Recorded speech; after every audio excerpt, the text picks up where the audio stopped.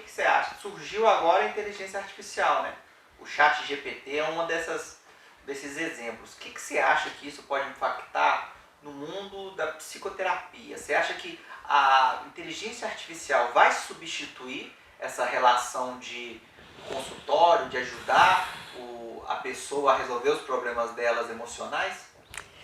Não, Caio, eu tive contato com esse chat e eu achei muito interessante, né, e fiquei muito encantada. Mas o que eu penso é que ali há um acúmulo de informações, né, há informações compiladas que nos são oferecidas de uma forma muito inteligente, né, por isso que, né, a inteligência artificial. Mas para o relacionamento das pessoas, né, para um tratamento, o ser humano ele precisa de um outro ser humano que esteja ali intermediando. A gente quer entender que aquela pessoa que está nos escutando consegue ter empatia pelo que nós estamos sentindo. E não sei se isso seria possível através de uma máquina.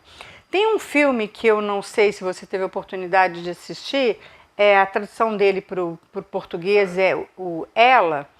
É um filme que trata de um sujeito que, na interação dele com uma espécie de uma secretária eletrônica, né, de uma secretária inteligente de aplicativo que resolvia as coisas dele, ele acaba se envolvendo com ela e dá-se a impressão de que ele se apaixonou por um aplicativo, mas de fato o que ele entende é que por trás daquilo ali é como se existisse uma pessoa.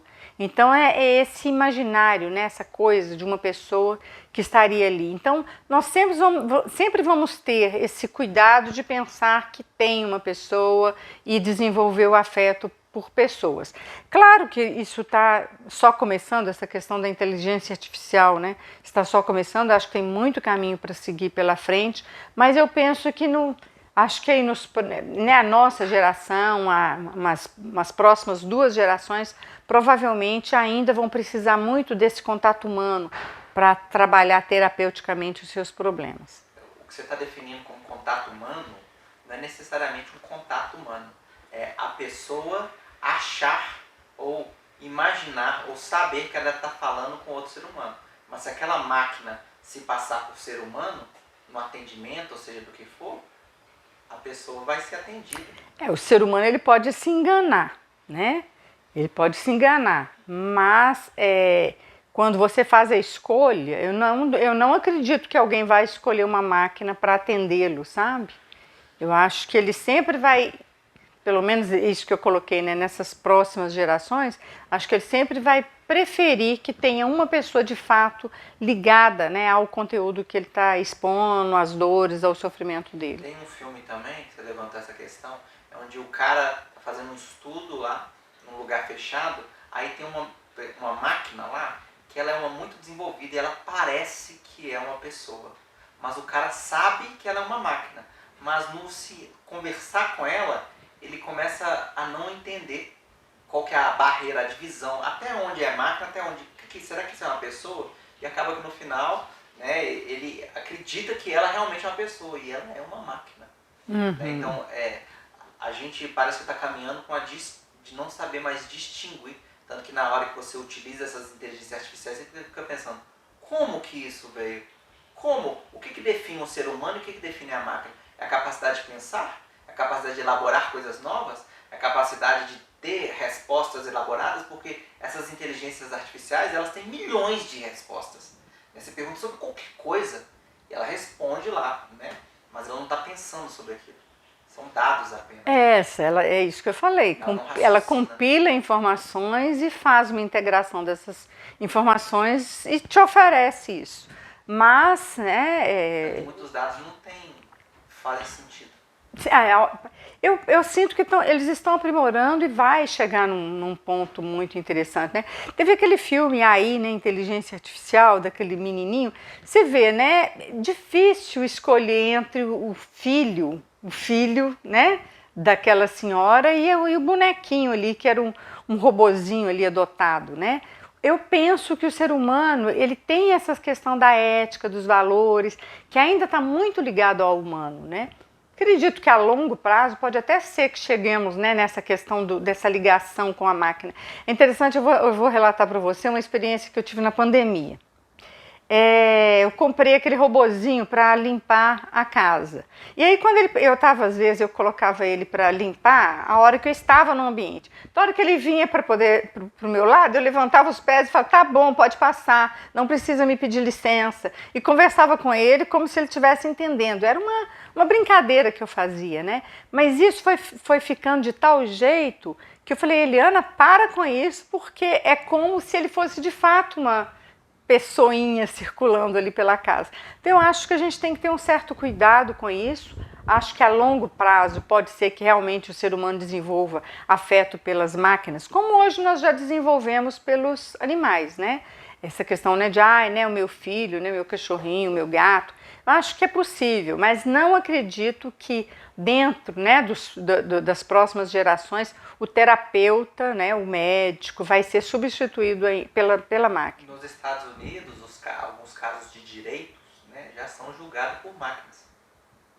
Então não tem mais assim, alguns casos mais simples, eu imagino que aqui é o que a gente chama do PROCON, pequenas causas. As pequenas causas já são julgadas por máquinas nos Estados Unidos.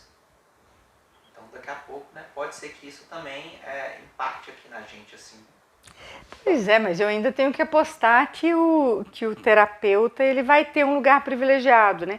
Eu estou tentando ser o mais isenta possível, sabe? Em relação né, a essa questão, né, da minha própria profissão. Mas o que eu entendo é que se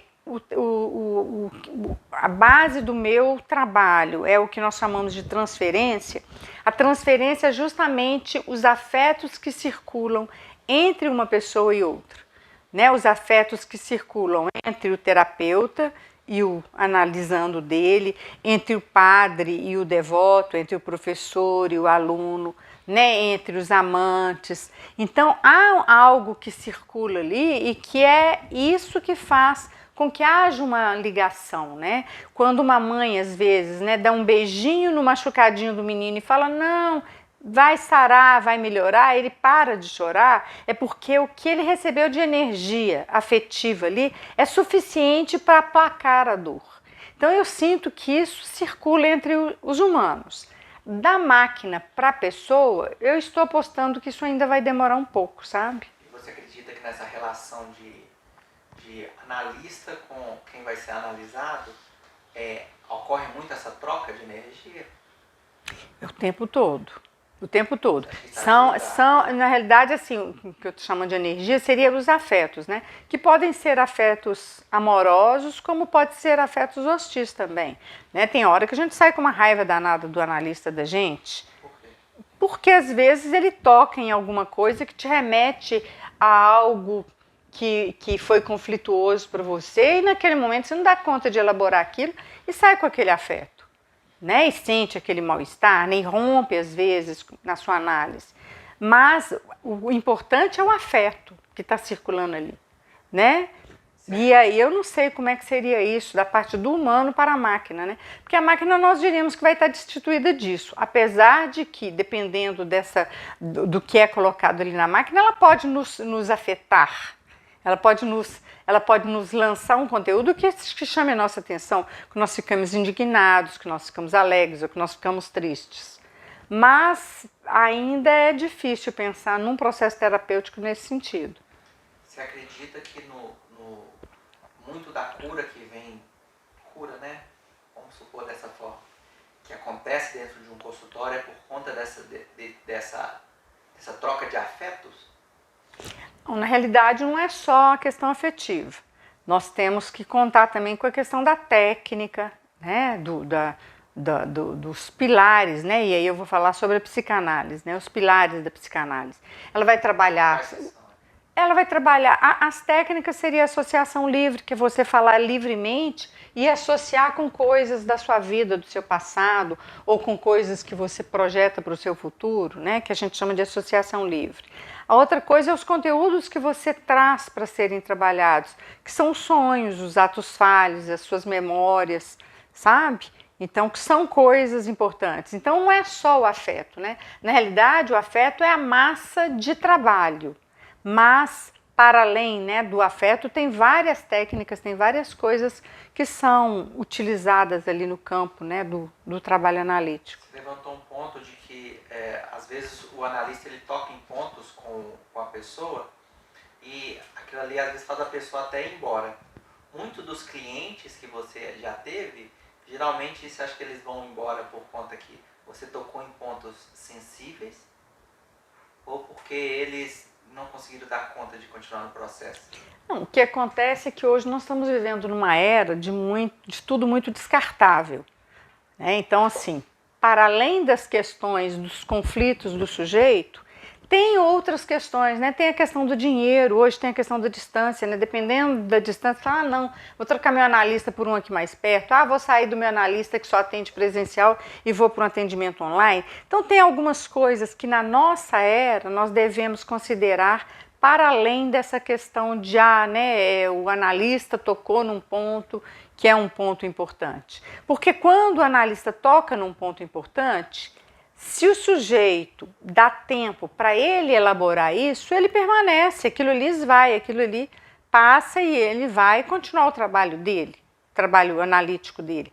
Agora, né, o que eu percebo é que tem isso sim, mas não é só isso que tira o sujeito do processo analítico, né? Tem essas outras coisas que eu coloquei, né? Que é a nossa comodidade, né? Que é essa coisa muito do século XXI, sabe? O que você falaria para um analista do século XXI para ele continuar tendo clientes? Como é que ele se adapta a isso? Porque tudo está, como você comentou, descartado o tempo inteiro, né? O que ele pode fazer para poder lidar com isso? Eu penso que uma coisa importante, que é o que eu procuro fazer o tempo todo, é me atualizar, é me inteirar sobre tudo. Então eu preciso pegar as bases teóricas que são do século XIX, do século XX, né, início do século XX, pegar essas bases teóricas, trabalhar essas bases teóricas sim, porque eu acredito nelas, mas eu tenho que estar muito atual com o que está acontecendo. Por isso que eu estou pensando nessa questão de inteligência artificial, onde isso vai parar, quais as consequências disso para a subjetividade humana, quais as consequências disso para os relacionamentos, né, entre as pessoas, sabe? E pensar que hoje nós estamos numa era mesmo do descartável, né? Então, a pessoa que está hoje trabalhando terapeuticamente, além dessa atualização, dela estar muito atenta às coisas que ela está fazendo, é ela buscar o estilo dela também, a forma dela de acrescentar algo a mais para tudo isso que ela já aprendeu, né? Para os conhecimentos teóricos dela, para as informações que chegam para ela, né? Para os cursos, para as coisas que ela faz, colocar o estilo dela e tentar ir além, né? Ir um pouquinho além, porque ela vai encontrar o cliente que vai ter afinidade com isso e que vai permanecer no processo com ela aí, né? Pelo tempo que for necessário.